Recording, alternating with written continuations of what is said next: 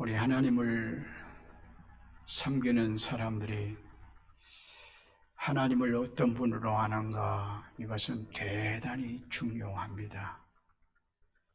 특별히 기도할 때 하나님을 어떤 분으로 우리가 고백하고 기도하신가요? 기도할 때마다 우리가 꼭 이런 하나님임을 기억하고 기도해야 됩니다. 하나님은 천지 만물을 창조하신 전능하신 하나님이시다.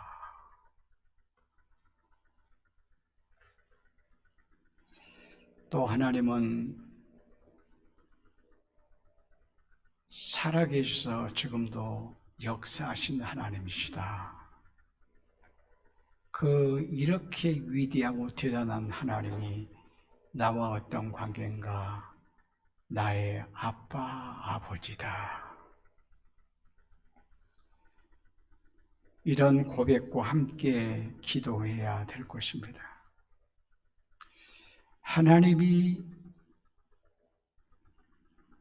전지하셔서 또 전능하셔서 우리의 모든 것을 다 아시니, 또 하나님은 능력이 계시니, 그러면 기도 안 해도 하나님이 사랑하는 자녀들이기에 우리의 기도를, 우리의 필요를 채워주시겠네요. 이렇게 생각한다면 이것은 또한 오해입니다. 하나님은 우리의 기도를 통해서 얻기를 원합니다.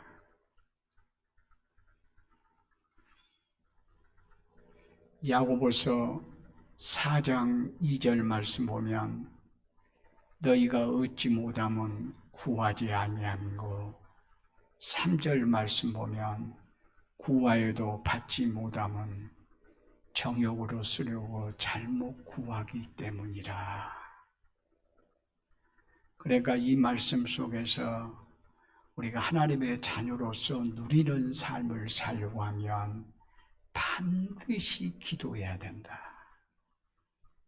기도하되 응답받는 삶을 살려고 하면 바르게 기도해야 된다. 이것을 말씀해요. 그러니까 기도하되 바르게 기도하는 이런 자가 되어야 된다, 그런 말씀이에요. 그러면 어떤 것이 바르게 기도한 건가요?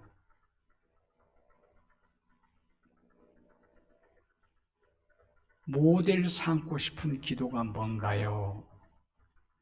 이렇게 묻는다면 주님이 가르쳐 주신 주기도문이 기도의 모델이라, 이렇게 말할 수 있습니다. 그러니까 여러분이 어떤 기도를 하든 간에 주기도문의 정신을 가지고 기도해야 된다, 그 말이에요. 그리고 한 걸음 더 나가서 우리의 신앙의 선진 바울 사도가 어떻게 기도했는가, 이걸 보면 더 좋아요. 바울이 에베소 교회를 위해서도 기도한 내용이 있고, 빌립보서에도 바울이 기도한 내용이 있고, 오늘 본문의 말씀 골로새서에 기도한 내용이 있습니다. 오늘 본문의 말씀 4절인데 9절부터 12절까지 4절 말씀인데 이 정신 가지고 우리가 기도를 하셔야 된다, 그 말이에요. 그러면서 이 오늘 본문의 말씀을 좀 더 쉽게 풀어서 말씀을 드린다고 하면 10절 말씀 마지막 부분에 하나님을 아는 것에 자라게 하시고, 9절 말씀에서는 하나님의 뜻을 아는 것으로 채우게 하시고, 이것을 함께 우리가 이해를 한다면 이렇게 9절 10절을 통해서 하나님과 하나님을 아는 지식으로 자라게 하시고 하나님의 뜻을 아는 지식으로 채우셔서 거기에 합당하게 반응하게 하옵소서. 우리 한번 프로젝트 한번 띄워보실래요? 첫 번째 기도. 여러분 주보에도 나와 있습니다만은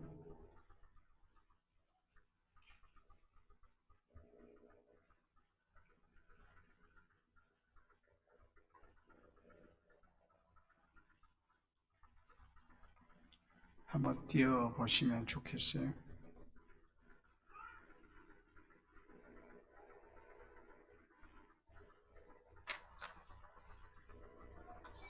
예, 조금 이따 하도록 하고요.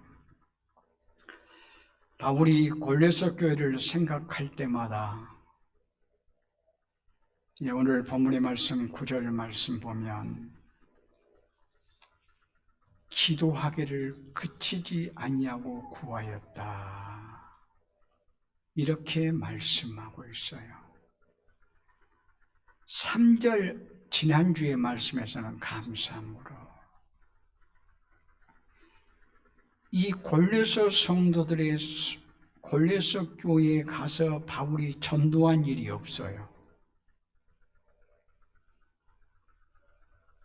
에바브라가 바울에게 배워서 복음을 믿고 깨닫는 대로 자기의 고향 골로새에 가서 에바브로가 바울이 전한 복음을 그대로 전했어요.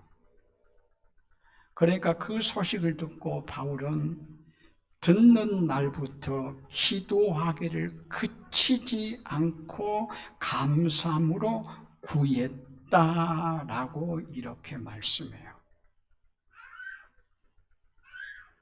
그러니까 바울은 골로새 교회의 소식을 듣고 그렇구나, 그래, 잘하고 있네, 이 정도로 끝나는 것이 아니라 거기에 대한 반응으로서 기도하기를 그치지 않고 골로새 교회에 또 편지를 써요. 참 얼마나 멋진 반응인지. 이 반응은 바울이 골로새 교회에 복음을 전한 일 없지만 얼마나 골로새 교회를 사랑하는가 바울의 마음을 읽어볼 수 있고 이것이 또한 아주 중요한 사역이구나 이것을 볼 수 있어요. 바울의 사역하며 우리는 전도로만 생각해요. 그러나 골로새 교회와 관계를 생각하면 바울의 사역은 뭔가? 교회를 사랑해서 기도하는 일과 편지를 써서 보내는 일이었다. 이렇게 말씀할 수가 있을 거예요. 우리가 어떤 소식을 듣고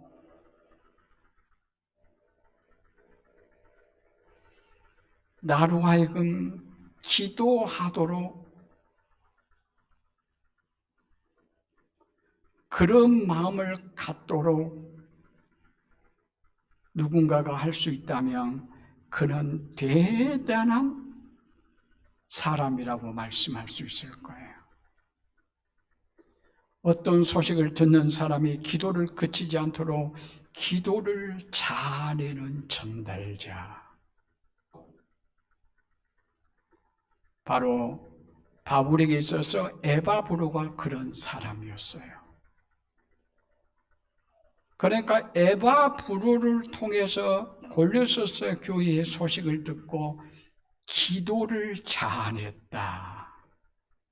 기도할 수밖에 없도록 만들어냈다. 그런 말씀이에요. 저는 이 말씀을 통해서 설교자와 설교를 듣는 자와의 관계를 좀 깊이 생각해 봤어요. 제가 어떻게 설교를 좀 할 수 있었으면 좋겠냐면 에바브로 디도 같이 할 수 있었으면, 전달자가 될 수 있으면 참 좋겠다.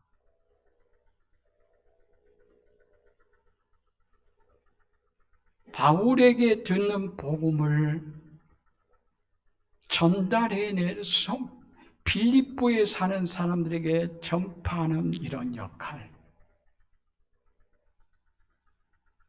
신구약 성경을 통해서 주신 하나님의 말씀을 여러분에게 전달하는 이런 역할, 잘할 수 있었으면 좋겠다. 여러분이 그래서 하나님의 사람으로 살도록 잘 내는 이런 역할을, 전달자 역할을 내가 잘할 수 있었으면 참 좋겠다. 그래서 여러분의 믿음이 진실된 믿음이 되어지고, 이 믿음이 성도 사랑하는 대로, 이웃 사랑하는 대로 나가고, 하늘에 소망을 두고 사는 사람으로 여러분이 신앙생활을 할 수 있도록 복음을 전했으면 참 좋겠다. 나에 대해서 이런 생각을 해보고요. 설교를 듣는 여러분들은 어떠하면 좋을까요? 설교를 듣는 여러분들은 설교를 듣고 나서 참 은혜스럽습니다, 은혜 받았습니다, 그 말 참 좋아하고 서로 좋아해요. 그런데 저는 은혜 받았습니다 그 말보다도 설교가 좋습니다 그 말이 더 좋고요, 그 말보다도 하나님의 말씀이 너무 좋아요.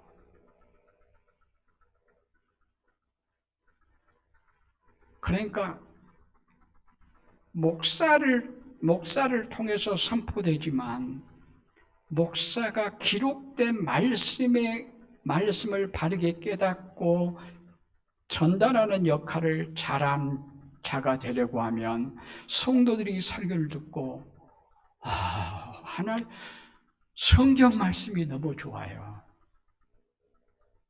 설교가 좋아요, 그러면 내 말이 듣기 좋아요 라고 하는 말일 수 있거든요. 인간적인 말일 수 있거든요.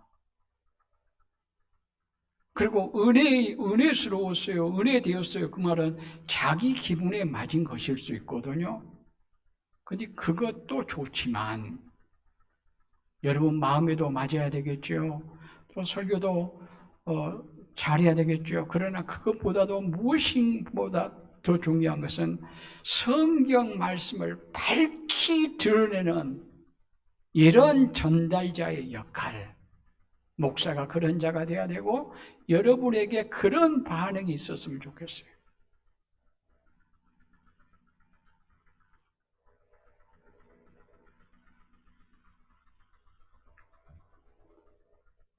그리고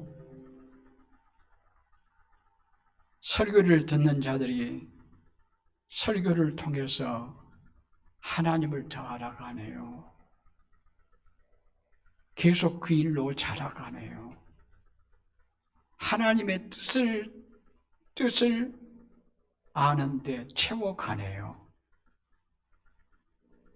그래서 지적으로만 아는 것이 아니라, 채워가는 것이 아니라 그 말씀에 대한 합당한 반응까지 하는. 합당한 반응은 뭐예요? 하나님을 알면 반드시 나오는 반응이 있어요. 그 반응은 동일하게 있는데 감사와 찬양이에요. 그러니까 똑같은 성경을 읽고도 하나님을 아는 것은 다를 수 있어요. 그러나 같아야 되는 것은 뭐냐면, 하나님 감사해요, 하나님 찬양해요, 이것은 같아야 돼요. 그리고 하나님의 뜻을 알면,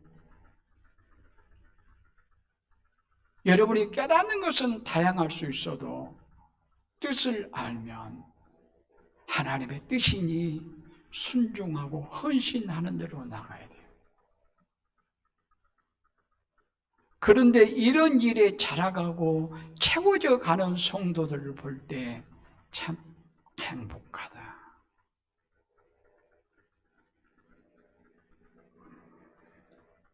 그리고 한 걸음 더 나가서 여러분의 믿음이 날마다 커져가면서 예수님을 더욱 사랑하고, 예수님을 사랑하다 보니 예수님 닮고 싶고, 무엇이 예수님 닮아야 되냐면 여러분의 마음이, 여러분의 삶이 예수님 닮아야 되고, 또 구체적인 삶을 얘기한다면 사람들을 사랑하고 섬기고 나누고 사는 대로 나가면,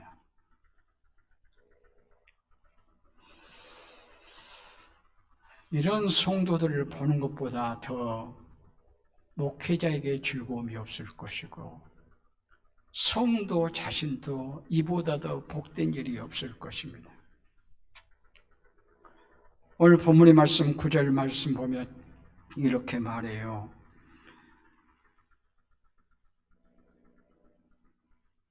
이로써 우리로 듣던 날부터 너희를 위하여 기도하기를 그치지 아니하고 구하노니, 기도하기를 그치지 아니하고 구한다.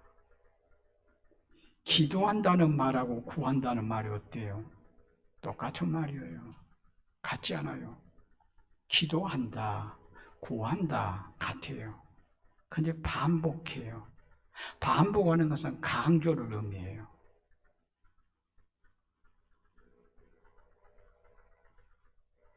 기도하기를 그치지 않고 구한다. 기도하고 기도했다 그 말이에요. 그러면서 조금 더 구체적으로 말씀드리면 기도한다라고 하는 것은 좀 포괄적이다. 총체적으로 기도하는 거고, 구한다 그 말은 어떤 목적을 두고 그것이 이루어지기를 원해서 간구하는 것이라고 이렇게 말할 수 있어요.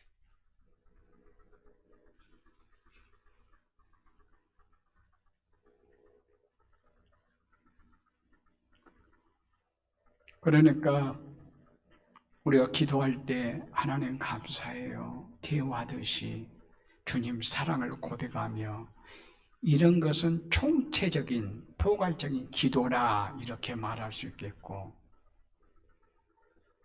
구하는 기도라는 것은 구체적인 응답이 있기를 간절한 마음으로 간구하는 기도라 이렇게 말씀할 수 있다 그 말이에요.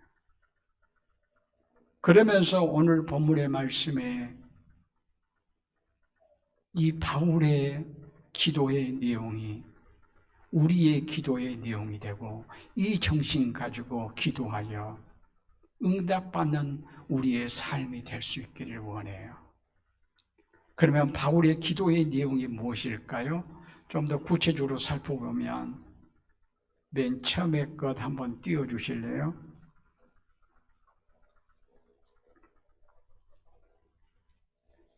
이거 지금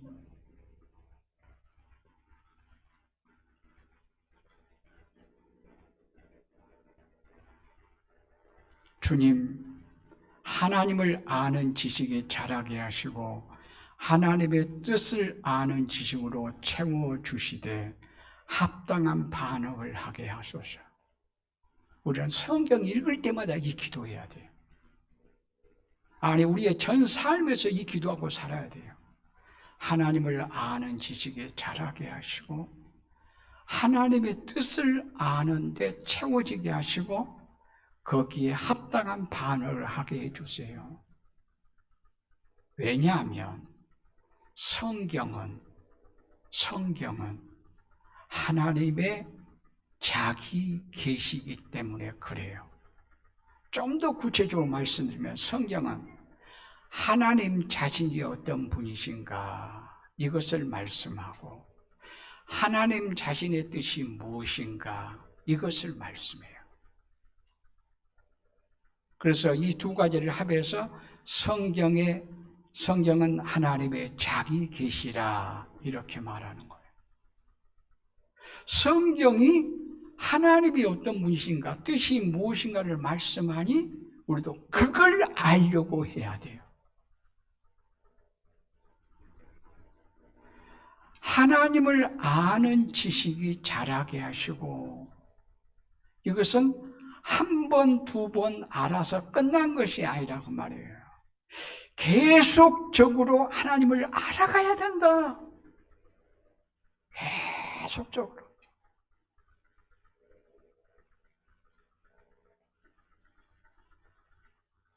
그리고 하나님의 뜻을 아는데 채우게 하시고 라고 말씀해요. 하나님의 뜻도 계속해서 채워가야 될 지식이라 이렇게 말씀할 수가 있어요.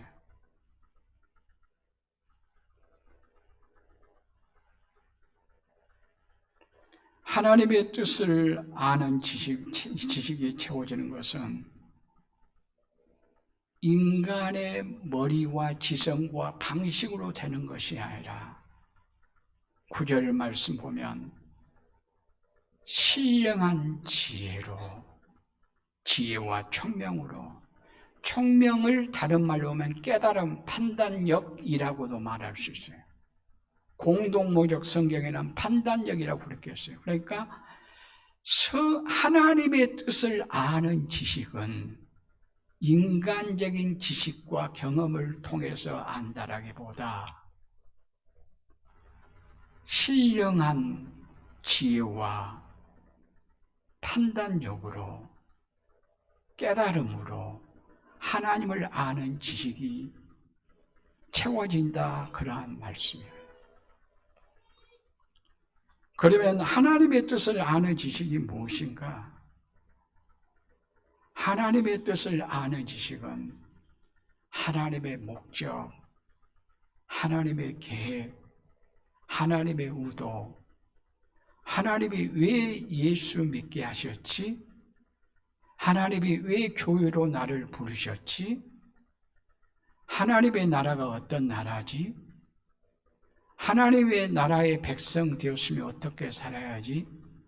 일상의 삶 속에서도 어떻게 하나님의 백성으로 사는 거지? 이러한 모든 것들이 하나님의 뜻이에요. 하나님의 뜻. 이 참 지식은 어떻게 한다고요? 신령한 지혜와 깨달음으로 알 수 있다고 했어요. 세상의 지식이 아니고. 서울 사랑의 교회에서 한 30년 전쯤에 오카르 목사님에게 제자훈련 하는 방식을 제가 좀 배웠어요. 그런데 제자훈련 모집할 때 사랑의 교회에서는 고졸 이상이에요. 근데 물론 그 교회는 그 교회대로 의미가 있을는지 몰라도 저는 그것이 별로였어요. 고졸이면 중졸이나 고졸이나 별 차이가 없는 것 같아요. 그런데 중졸이나 고졸이 되면 언어를 이해하는 데 도움이 된 것은 사실일 거예요. 그러나 언어를, 말을, 단어를 이해하는 것으로서 성경을 안다고 말할 수 없어요. 저는 그래서 그런 제한을 두지 않고 제자 훈련생을 모집할 때 자원함으로, 기쁨으로 할 수 있으면 누구든지. 그들이 초등학교 졸업한 사람이 한 분 계셨어요. 그들이 정말 영특했어요.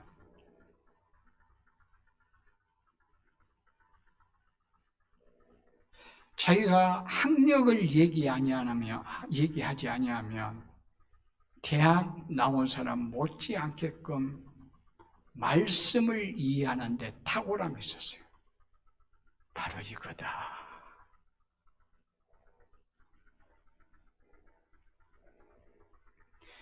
그러니까 하나님의 말씀을 깨닫는 것은 신령한 지혜와 성령의 깨달음으로 되어지는 것이지, 사람이 세상에서 많이 배웠으니까, 지적인 능력이 있으니까 세상의 것을 많이, 오히려 세상의 것을 많이 하면 더 복잡해져요. 세상에 아는 것이 자기의 경험이 되면 그것이 진리라고 생각하거든요. 그렇잖아요. 세상에서 지식적으로 뭘 알았어요. 근데 자기가 경험됐어요. 그러면 그것이 진리라고 생각해요. 그리고 하나님의 말씀이 못 들어가게 만들어요. 하나님의 말씀이 못 들어가게. 그러니까 과학자들이 예수 믿기 힘들다 하잖아요. 그러면서도 진짜 과학자는 예수 안 믿을 수가 없다고 또 말해요. 과학자가 예수 믿기 힘들단 말은 얄팍한 과학의 지식으로 성경을 그 지식이 잣대가 됐어서 성경을 하나님을 판단하다 보니까 예수 믿기가 너무 힘들다는 거예요. 그러나 예수를 신실하게 믿는 사람들은 또는 과학을 하면 할수록 하나님의 신비한 사실, 하나님이 천지 만물을 창조했다는 사실, 하나님이 하나님이심을 사람의 머리로 설명할 수 없는 진리가 너무 많다는 거예요. 그래서 과학자의 사명은 뭐냐면 하나님의 말씀을 대적하는 것이 아니라 하나님의 말씀이 말씀임을 깨닫고 감사하고 더 하나님을 높이는 도구일 뿐이라. 한동대 김영길 총장님이 그렇게 말을 했어요.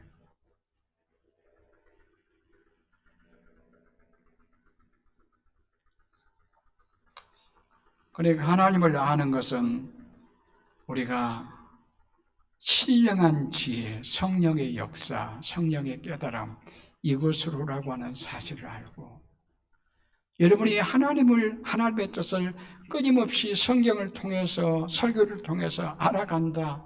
하나님이 이렇게 은혜 주시네. 정말 감사해야 될 일이에요. 그리고 10절 말씀을 이렇게 한번 또 기도문을 만들어 봤어요. 주님, 하나님의 뜻을 알면 주께 합당하게 행하여 아름답고 선한 열매를 풍성하게 맺어 범사에 하나님을 기쁘시게 할 수 있도록 도와주세요.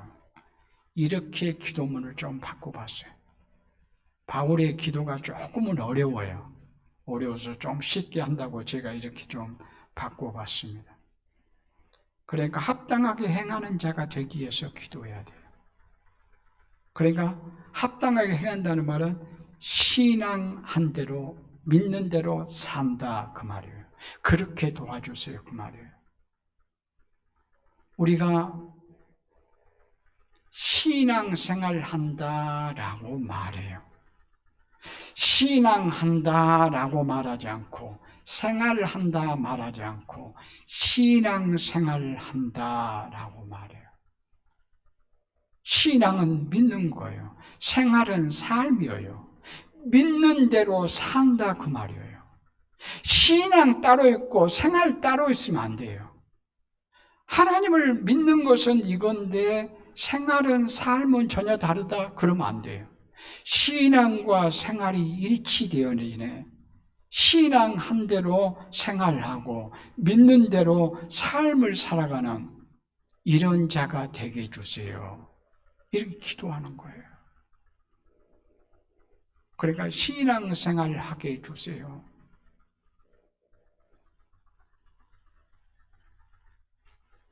이럴 때 어떤다고요? 하나님이 기뻐하신다. 우리가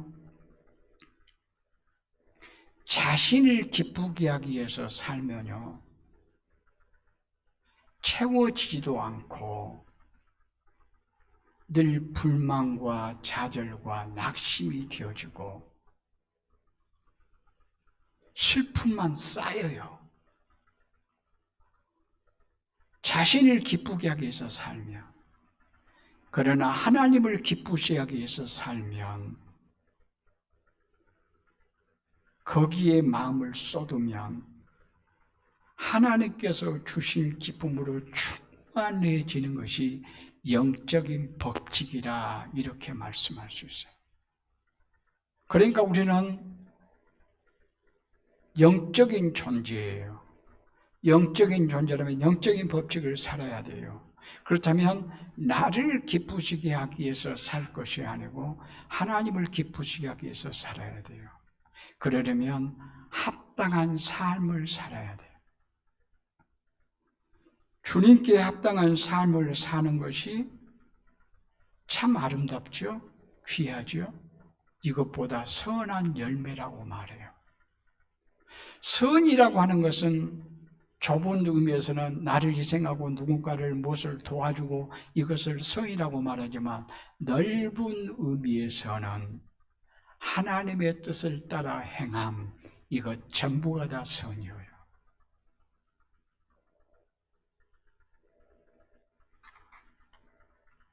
그래서 우리가 무엇을 하든지 어느 곳에 처하든지 어떤 형편에 처하든지 하나님을 기쁘시게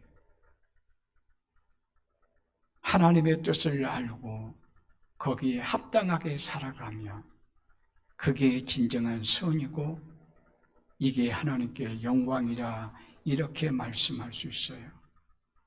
그런데 우리가 이러한 열매를, 선한 열매를 맺으려 하는데 참 힘들고 어려운 일이 많아요. 열매는 쉽게 열린 것이 아니에요. 하나님이 창조한 자연 속에서 이 교훈을 배울 수 있어요. 우리가 가을에 열매를 추수하지 않아요. 근데 추수하는데 필수적인 것들이 몇 가지가 있어요. 뭐 공기가 필요하겠죠. 물이 필요하겠죠. 햇볕이 필요하겠죠. 그러나 어둠도 필요해요. 밤과 낮이 필요하다 그 말이에요.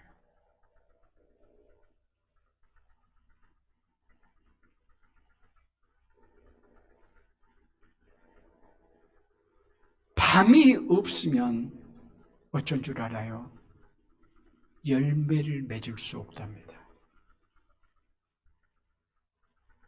우리는 햇볕만 필요하고 낮만 필요한 것 같고 그렇지만 열매를 맺는데 밤이 반드시 있어야 된다는 거예요.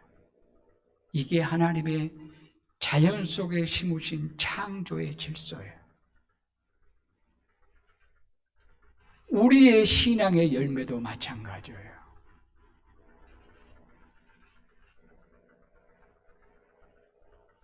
밤과 같이 인생에 고통스럽고 힘든 고난이 있으면 오히려 열매 맺을 수 있는 기회다.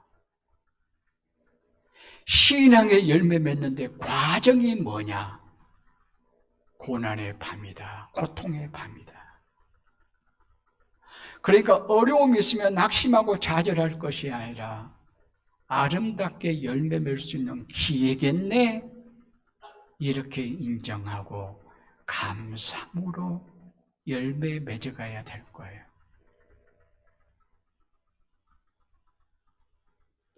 욥이 그 고통스러운 현실 속에서도 그는 그렇게 말했어요. 나의 가는 길을 하나님이 아시나니 그가 나를 단련하신 후에 순금같이 나오리라. 자신에게 있는 고통은 밤과 같은 고통은 순금되어지는 과정이다. 그래서 야고보서 1장 2절, 3절, 4절 말씀 보면 너희가 여러 가지 시험을 당하거든 오히려 기뻐하라. 왜? 하나님의 사람으로 성숙되어지는 과정이야. 하나님의 사람으로 성숙되는 과정이라면 즐길 수 있잖아요. 기뻐할 수 있잖아요. 고난까지라도 낙심하고 좌절한 것이 아니라 오히려 기도할 수 있는 기회고 하나님께서 더 크게 쓰임 받을 수 있는 기회라고 하는 사실을 생각하자 그런 말씀이에요. 우리가 자녀를 위해서도 기도할 때 마찬가지예요. 하나님, 내 자녀 어려운 일 전혀 없이 시험만 보면 학교 가고 앞길이 막 열려서 대로를 걷는 것처럼 무슨 일이 잘 되게만 해주세요. 이렇게 기도하지 말고 물론 하나님이 끊임없이 인도하심을 경험하고 살아야 되지만 때로는 버림받은 것 같은 그러한 고통이 있어도, 힘든 일이 있어도 하나님을 멀리하는 것이 아니라 하나님을 의지하고 오히려 그것을 잘 극복할 수 있는 능력을 달라고 오히려 이렇게 기도하는 자가 되어야 되는 거예요.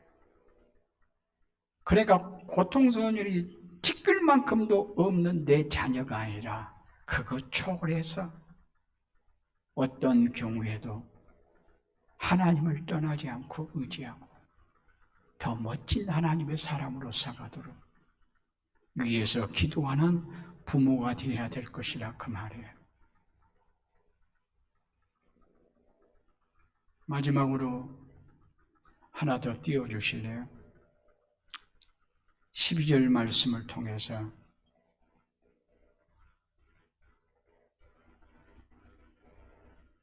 이건 주여 빛 가운데 11절을 다시 해석하면 주여 빛 가운데서 주님 때로는 견디기 힘든 고통의 밤도 하나님의 영광의 능력을 힘입어 기쁨으로 견디며 오래 참음에 이르러 잘 극복하여 승리하게 하소서. 이거 11절이고요. 12절을 다시 해석하면 이것 말고 내가 나중에 주었던 것, 주여 예수 안에서 성도의 기업 곧 하나님의 모든 것을 얻게 하심을 감사합니다. 하나님의 나라를 누리며 즐기게 하소서. 12절을 이렇게 해석을 한번 해봤어요. 예수 안에서 성도의 기업, 성도의 기업은 궁극적으로는 하나님의 나라지만 이 땅에 주어진 모든 것도 하나님의 것이니 하나님의 기업이고 성도의 기업이에요. 왜? 우리 성도는 하나님의 자녀잖아요. 그렇기 때문에 성도의 기업이란 하나님의 기업이고 하나님의 기업이라는 것은 궁극적으로 하나님의 나라 뿐만이 아니라 이 땅에 살아가는 데 필요한 모든 것들도 하나님이 주신 기업이다. 그러니 하나님의 나라를 누리며 즐기는 이런 성도가 되게 해달라고 기도하는 우리 모두가 되어줄 수 있기를 바랍니다.